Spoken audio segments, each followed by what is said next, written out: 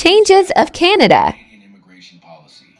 For decades, Canada's immigration system was celebrated for its openness and its role in fueling economic growth and population expansion. In the wake of the pandemic, the government had dramatically increased immigration targets to address labor shortages and stimulate economic recovery. However, as the dust settled, mounting evidence showed that this rapid growth placed an enormous strain on housing, healthcare, and other essential services. Recent polls indicate that a growing share of Canadians believe that immigration levels are out of control, sparking political debate and forcing policymakers to reconsider previous expansionary strategies. In response, Prime Minister Justin Trudeau's government has unveiled a new plan for 2025 to 2027 that significantly reduces the number of new immigrants allowed into Canada. The reforms extend not only to permanent residents, but also to temporary residents, such as international students and foreign workers. While the government insists that these changes will create a controlled and sustainable immigration system, critics warn that such measures risk leaving millions of temporary residents, those who have contributed to Canada's economy for years, without a pathway to permanent residency, effectively forcing them to leave. Number 2. Tightening permanent resident targets. One of the most eye-catching elements of the new plan is a reduction in targets for permanent residents. Under previous policies, the government had set ambitious goals of welcoming up to 500,000 new permanent residents annually. In a sharp reversal, the new plan calls for 395,000 new permanent residents in 2025, 380,000 in 2026, 365,000 in 2027. This represents a substantial cut, roughly a 21% decrease from the earlier target for 2025. The government justifies this rollback by citing rising housing prices, stressed public services, and a general public sentiment that Canada is already overburdened. Prime Minister Trudeau recently admitted, in the tumultuous times as we emerge from the pandemic, we didn't get the balance right between addressing labor needs and managing population growth.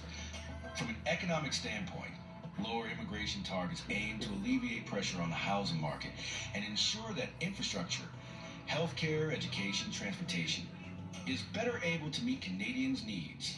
However, such cuts risk sidelining immigrants who are already in the country on temporary visas and were counting on a smooth transition to permanent residency.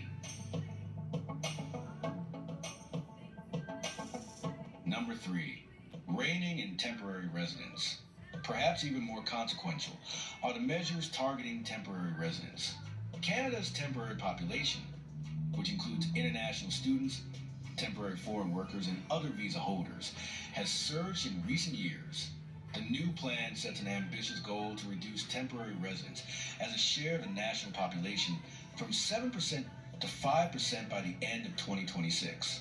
Under the new targets, the government projects that total temporary resident arrivals will drop from 673,650 in 2025 to 516,600 in 2026, with a modest rebound to 543,600 in 2027. This steep decline, particularly in the 2025 to 2026 period, is designed to force a transition. Many temporary residents are expected to either convert to permanent status through pathways, such as the Canadian Experience class, or leave the country when their permits expire.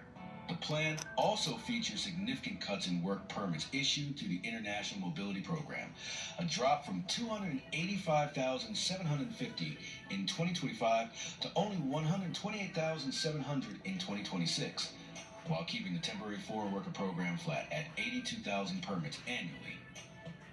For international students, the government is introducing a cap on study permits that had previously been expanded to accommodate record numbers during the pandemic.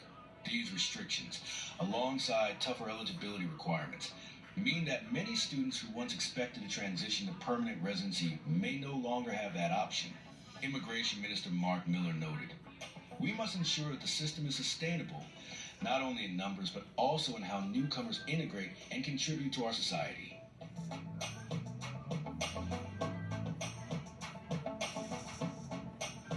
Number 4. Express entry reforms. No more extra points for job offers. The express entry system has long been the cornerstone of Canada's economic immigration process. Under this points-based system, candidates with high scores in language proficiency, education, work experience, and even valid job offers have enjoyed enhanced chances of receiving invitations to apply ITAs for permanent residence. However, one of the more controversial reforms is the removal of additional points awarded for job offers. Effective in spring 2025, candidates in the express entry pool will no longer receive the extra 50 or 200 points for a valid job offer. The rationale, according to Immigration Minister Mark Miller, is to reduce fraud by eliminating incentives for unscrupulous actors to illegally trade job offers or manipulate labor market impact assessments, LMIAs. The government aims to restore integrity to the process. Critics warn that this change would lower the overall comprehensive ranking system, CRS, scores for many candidates, particularly those who have relied on job offers to boost their profiles. Without those points, temporary residents already in Canada who are competing for permanent residency may find their pathways even more obstructed. For many, this could mean that without a valid job offer, they might not secure permanent status and will ultimately have to leave the country. Number 5. Overhauls in the Temporary Foreign Worker Program. The TFWP has drawn considerable scrutiny for its role in both filling labor shortages and, simultaneously, undermining workers' rights. Critics argue that the TFWP creates conditions ripe for exploitation and even modern-day slavery. Recent government measures now seek to tighten eligibility for temporary foreign workers, especially in the low-wage stream. Key changes include shortening the duration of work permits. For low-wage positions, work permits are now limited to 1 year, a reduction from the previous 2-year maximum. Stricter eligibility criteria. Employers are now required to adhere to tighter rules when hiring through the International Mobility Program and the Temporary Foreign Worker Program, with some sectors facing further restrictions, particularly in census metropolitan areas with unemployment rates above 6%. Prime Minister Trudeau has not shied away from harsh language on the subject. In one notable statement, he chastised corporations for exploiting cheap foreign labor and indicated that reforms were necessary to protect both Canadian workers and the temporary foreign workforce. Yet, while these measures may reduce exploitation, they could also leave temporary workers with no option to adjust their status, forcing them to return to their home countries if they cannot secure permanent residency.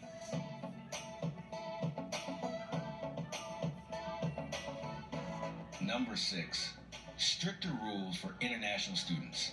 International students have historically been one of the pillars of Canada's immigration system, bringing not only diverse talent, but also substantial economic benefits through tuition fees and local spending. However, amid rising concerns over housing shortages and the capacity of public services, the government has also targeted this group. One of the most significant changes is the imposition of a cap on the number of study permits issued. For instance, the government now projects that study permits will be reduced. One report indicates a drop from over 500,000 approvals in recent years to a new target of around 437,000 in 2025. Furthermore, the cancellation of expedited programs such as the Student Direct Stream SDS has added uncertainty to the process. In addition, new rules regarding post-graduation work permits, PGWPs, mean that eligibility criteria have become more stringent. For example, international students must now adhere to stricter enrollment and attendance requirements to qualify for a PGWP. Violations, even if unintentional, could result in visa revocations upon re-entry at the Canadian border, putting students at significant risk.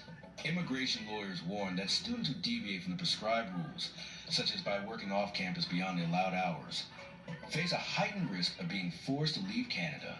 Real-life accounts from international students highlight the growing anxiety. One student, interviewed by the New Indian Express, noted that even minor infractions can now trigger a visa cancellation at the port of entry. Such an environment of heightened scrutiny not only disrupts the lives of genuine students, but also undermines Canada's reputation as a welcoming destination.